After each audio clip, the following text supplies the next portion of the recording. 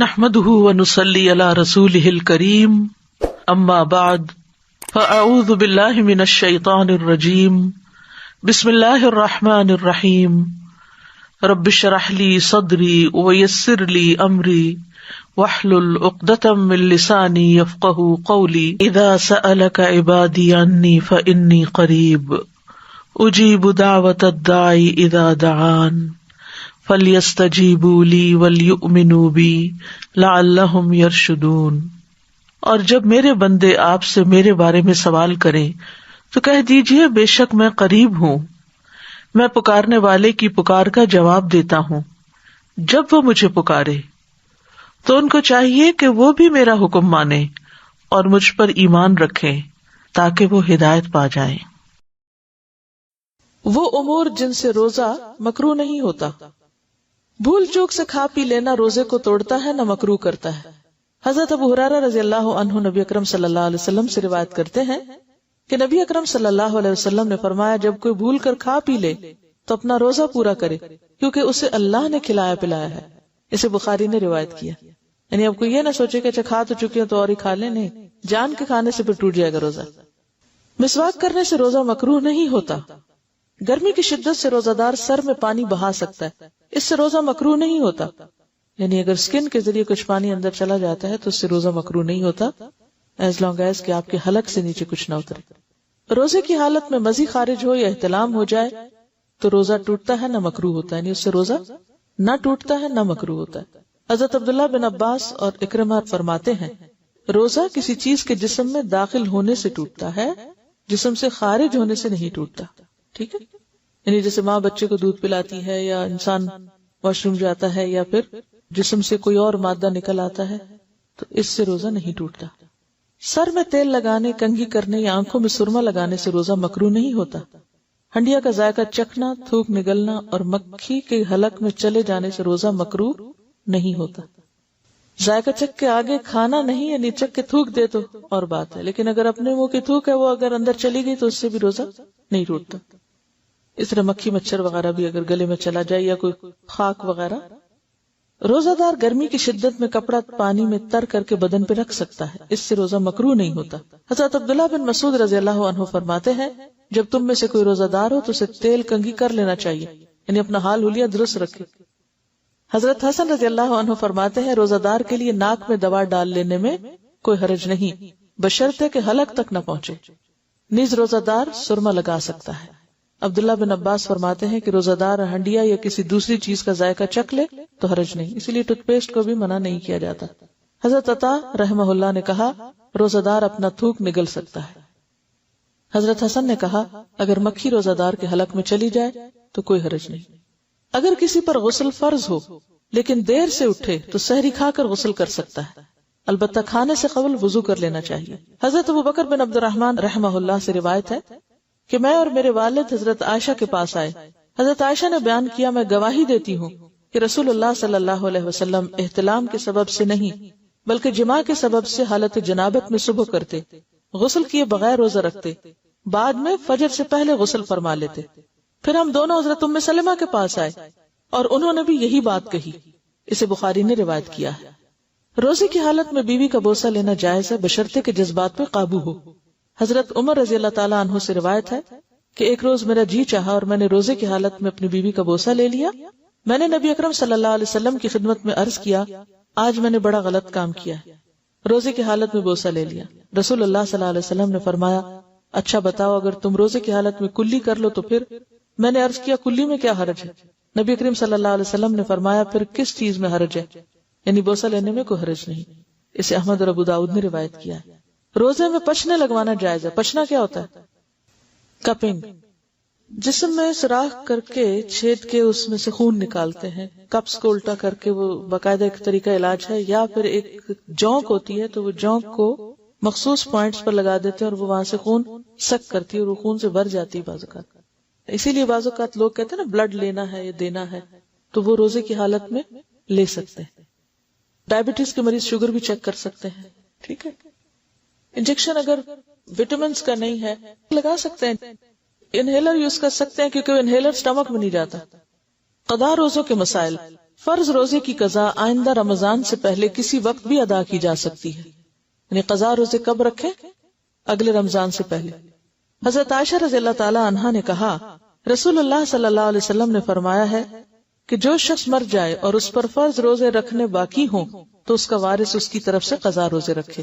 اسے بخاری اور مسلم نے روایت کیا، لیکن اگر وارث میں بھی ہمت نہ ہو تو پھر فدیہ دے دیا جائے۔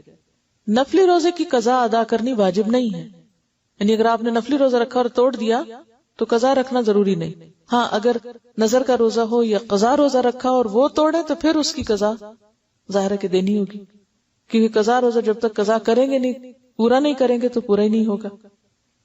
اگر کسی نے بادل کی وجہ سے روزہ قبل از وقت افطار کر لیا لیکن بعد میں یقین ہو گیا کہ سورج غروب نہیں ہوا تھا، اس صورت میں قضا واجب ہوگی۔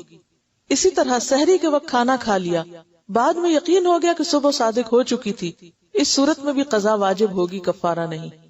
یعنی اگر آپ نے لیٹ سحری کھائی اور بعد میں پتا چلا او ہو یہ تو وقت گزر چکا تھا، آپ نے 6:30 کو 5:30 سمجھا، تو اس صورت میں بعد میں پھر آپ اس روزے کی قضا دیں۔ سفر میں روزہ رکھنا اور چھوڑنا دونوں درست ہیں۔ حیض اور نفاس والی عورت کو مذکورہ حالت میں روزہ نہیں رکھنا چاہیے۔ حیض یا نفاس ختم ہونے کے بعد روزے کی قضا ادا کرنی ہوگی۔ صرف دودھ پلانے والی حاملہ عورت کو روزہ نہ رکھنے کی رخصت ہے، بعد میں صرف قضا ہوگی۔ بہرحال انسان جب ایک عبادت نہیں کر رہا ہوتا تو اس کی کمی تو واقع ہو رہی ہوتی، ہاں یہ کمی پوری کہاں سے ہوتی؟ دوسری طرف جس سبب سے وہ روزہ نہیں رکھ رہی، مثلا دودھ پلانے کی وجہ سے، تو وہاں دودھ پلانے کا جو اجر ہے وہ اس کو الگ طور پر مل رہا ہے۔ یعنی اللہ تعالیٰ نے عورتوں کے ساتھ ظلم نہیں کیا، بلکہ ایک جگہ اگر ایک فریضے میں کمی ہو رہی ہے تو دوسرے فریضے کے ادا کرنے کا اجر بھی پا رہی ہے۔ یعنی ویسے تو یہ رخصت کس کے لیے ہے روزہ بعد میں رکھنے کی؟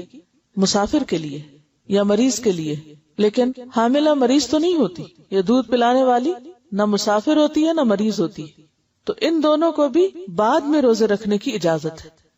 یعنی یہ نہیں کر سکتے کہ اگر کوئی عورت حاملہ اور روزے نہیں رکھ رہی یا دودھ پلا رہی اور روزے نہیں رکھ رہی تو وہ روزے رکھے ہی نہ، نہیں، اس کو روزے رکھنے ہوگی، بعد میں ان کی قضا دینی ہوگی کہ حائضہ روزوں کی قضا تو دے، یعنی حائضہ عورت روزوں کی قضا تو دے لیکن نماز کی قضا نہ دے۔ اسے بخاری نے روایت کیا ہے۔ وجہ کیا ہے؟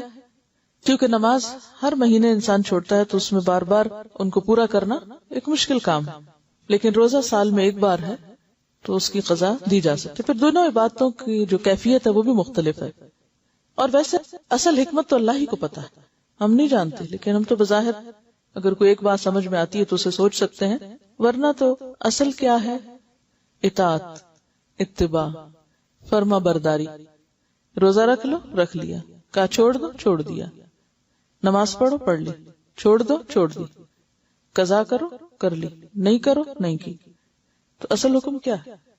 فرما برداری، بات ماننا، کیونکہ کسی کام کے کرنے یا نہ کرنے کی اپنی جگہ ایک اہمیت ہے، لیکن زیادہ اہمیت کس بات کی ہے کہ ہمارا رجحان کس طرف ہے، اللہ کی بات ماننے کی طرف یا نہ ماننے کی طرف۔ دودھ پلانے کا سلسلہ تو 2 سال تک چلتا رہتا ہے، تو ایسے میں کیا پھر عورت 2 سال روزے چھوڑے؟ نہیں، 2 سال کی ضرورت نہیں ہے چھوڑنے کی۔ ایک وقت ایسا ہوتا ہے کہ جب بچہ بہت چھوٹا ہوتا ہے اور اس کی ساری غذا صرف ماں کا دودھ ہوتی، وہ ابھی کچھ کھا نہیں سکتا۔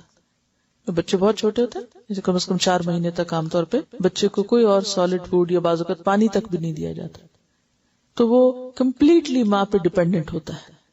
ایسی صورت میں اگر ماں روزہ رکھ لے اور کچھ پیے نہیں، کھائے نہیں، تو کیا ہوگا؟ دودھ میں کمی ہو جائے گی۔